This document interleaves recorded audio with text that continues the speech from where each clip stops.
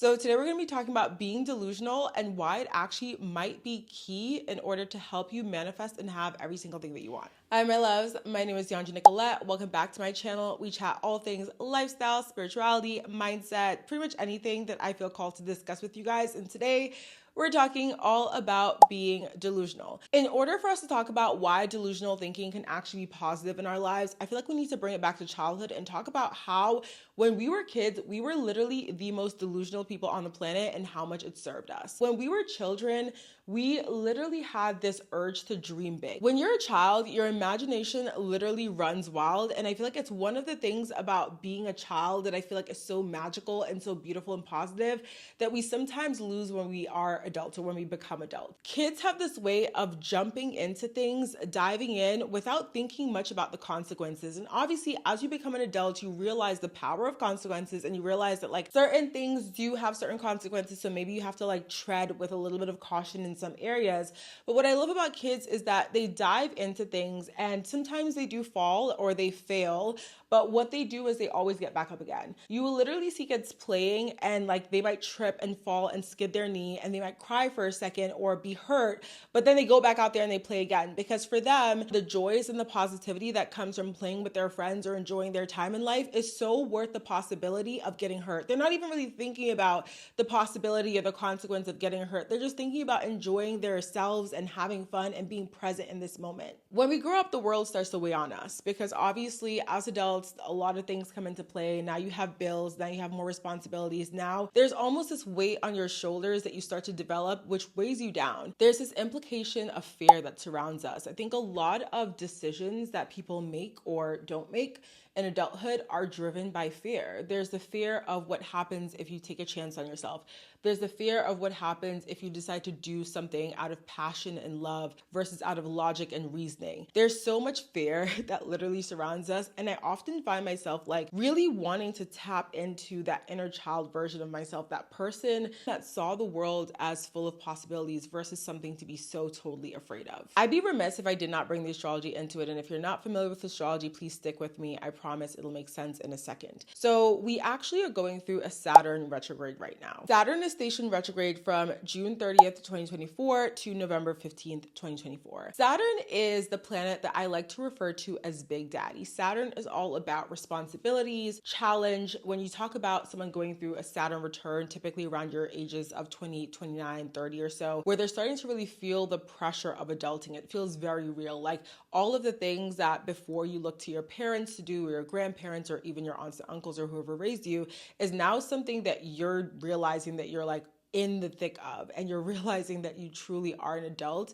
When a planet stations retrograde, it's typically a time for us to reflect and go inward. With Saturn stationed retrograde for the next couple months, we're doing the same thing, but when it comes to our roles and our responsibilities. Saturn, like I said, holds a lot of heavy implication when it comes to the energetics of our life. So when Saturn is stationed retrograde, we are taking time to really reflect on big things. So our career, our jobs, are we doing what we want to do in life? Saturn also rules over legacy. So for a lot of people that are 30, 40, even 50 or older, they're starting to think about what is the legacy that I want to leave on this world? What do I want to leave behind? Who do I want to be? Who do I want to be known as and known for? And if you feel like you're certain path where you are not being known as or known for the things that you want to be known as or known for, then this is a really good time to go inward and try to figure out what that thing is. It is a really difficult period because, again, this requires you to hold up a mirror to yourself and really look at who you've been being for the last, couple years or decades of your life and really figure out if you need to adjust your trajectory in some way, shape, and form in order to really be aligned with the path that you want to be on. I think when we talk about delusional thinking and when we talk about legacy and what we're doing and what we're passionate about, a lot of us almost feel like there is something holding us back from truly pursuing the things that truly light us up. And with this particular retrograde, I really want to challenge us all to tap into a bit of the delusional thinking. Now, I will say Neptune, the planet of delusion and illusion, is also retrograde at this time. So it really is about, in some ways, getting rid of the delusions and stepping into practical energy. But I feel like delusional thinking, at least in the way I see it, is something that can be coupled with practicality in order to maximize its effects on your life. So let's talk about how you can actually embrace delusional thinking, pair that with practicality to really maximize this particular time in your life, specifically the Saturn retrograde and Neptune retrograde time. The first thing you need to do is shift your mindset on failure and realize the only time you ever truly fail is when you give up on trying again. And this is something I think adults struggle with, because when we fall down, when we fail, a lot of times we are thinking about, what are people thinking about us? How is this looking to our family, to our peers, to social media? We start to almost like feel embarrassed about trying again, or feeling embarrassed about trying in the first place, because we feel as if other people are judging us. Have you ever seen kids do anything? They literally have no sense of like judgment at all. They're not thinking about the person that's watching them pick their nose, or the person that's watching them like do all these insane things. They're just busy being present with themselves and enjoying themselves in that particular moment. And this is something that we need to embrace. So instead of seeing your failures as things that are holding you back, or seeing your failures as moments to be embarrassed, look at your failures or your fallings as moments for learning. The delusion, if you will, is in seeing this failure or this falling as something that is aligning you and bringing you closer to where you want to be, versus something that is actually stopping you from getting to where you want to be. Another important thing to do is embrace yourself and embrace showing up authentically all the time, no matter what. I feel like I am such a lover girl when it comes to dating. Like the way that I show up, I'm very much like wear my heart on my sleeve type of person. I will tell you how I feel about you. I will be very much like the person that like comes off strong sometimes, because that's how I am. I'm very intense as a human being. I love intensely. I feel intensely. I am super passionate about the things that I'm passionate about. And so for me, there's something really beautiful about allowing yourself to show up passionately, especially when it comes to myself, because that's just who I am. And I think with this current dating world, people will tell you to play it coy, to play it cool, to not tell someone how you feel, or to kind of keep things inward and not show your cards too early.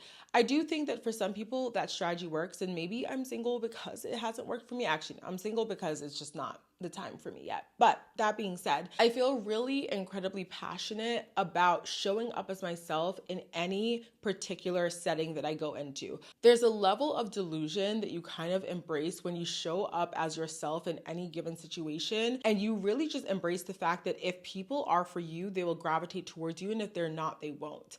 This is about realizing that the people that really are meant to be in your life, the opportunities that are meant to come to you, will do so no matter what. And perhaps it's just loving yourself, or we can call it delusion, we can call it whatever we want, but this is understanding that being your authentic self is so necessary in order to attract the opportunities that are right for you. This is also a really good time to reflect on childhood passions and to kind of go back and think about what it is that you wanted to do when you were a kid. What was the thing that you spent hours doing, or you talked about all the time, that really made you so happy? And perhaps you've outgrown that thing. Maybe it was a certain hobby or a certain instrument or whatever that you no longer feel aligned with, but maybe it's something that you still have an inkling to tackle or do, but society and growing up and becoming an adult and having to lean on all those responsibilities has really pushed you away from the thing that you felt so drawn to when you were a kid. So if as a kid you loved writing and you miss writing and you want to bring that back, you can definitely make money as a writer. It doesn't mean that you have to go down a very traditional path of figuring out how to make money as a writer. We live in a world right now where there's so many new jobs being created because people are literally making things up. There's delusion in the power to see something that the world doesn't yet see. So you can go ahead and create a career or create something that is very much aligned with you and that passion that maybe doesn't exist in your field yet, or doesn't exist in the way that you see it. But if you see it in your mind's eye and you're able to tap into that delusion of, I can make this thing happen, I can bring this thing to life, I can make it a reality, then do that. Being delusional can definitely serve us. I feel like we can embrace the delusional mindset while also being grounded. And for me, the delusional mindset is one of vivid imagination. It's one of being bold enough to recognize that you can have the things that you want. It's one of walking into rooms and situations and feeling like everything is happening for you and things are working out for you. It's that main character energy. It's feeling like you are that girl and you can have it all if you want it, whatever that looks like for you. And we're all definitely privileged in different ways, and some of us not in others, but having a mindset where it's expansive and one where you are literally like recognizing that you can show up in this world as your authentic self, and you can lean into your passions, and you can go into situations feeling like this will work out, that only serves you. And when it doesn't work out in the way that you want it to, when you fall or when you fail, recognizing that those are moments that are only leading you exactly where you need to be. They're pivoting you. And perhaps you don't yet understand what the pivot is, or you don't understand why it's happening, but there is a reason and you will understand it later. I really hope that y'all enjoyed this video. I personally plan to really embrace this delusional thinking a lot more in my dating life, because I feel like just somewhere along the lines and along the way of dating, I've gotten into this place of being so afraid to wear my heart on my sleeve and to show up as that lover girl that I am, because, you know, I just fear coming off too strong, or I fear being rejected for being that intense, passionate person. But the thing is, the people that are for you, the opportunities that are for you, you're never going to be too much for them. You're always going to be perfect. You're going to be just enough. You are going to be so magical. There are people out there who have been waiting to meet you their entire life, who have been looking for someone that is just like you, who thinks the way that you do, who has the crazy jokes that you do, who is just so wild in the way that you are. There are jobs out there that would be perfect for you and your skills, the unique set of skills that you have. We're all exactly where we're meant to be, but when we are looking for something new in our lives, again, whether that is the new opportunity or new friendships, new community, new whatever, we need to understand that the things that are truly aligned for us will absolutely be magnetized to us and will never feel like we are too much. So be delusional in thinking that, and I hope you guys have a good rest of your day. Comment down below if you enjoyed this video. Feel free to share it with a friend or someone that you think could enjoy it, and I will chat with you guys in the very next video. Bye, my loves.